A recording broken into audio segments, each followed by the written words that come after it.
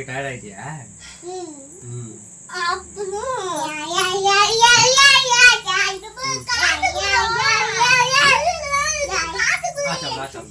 காட்டா அவன் என்ன சொல்லிக்கிறான் உன் காட்டா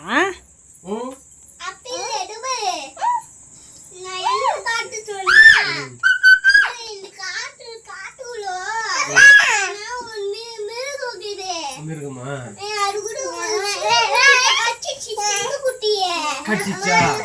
சரி அப்பா மேல பார்த்து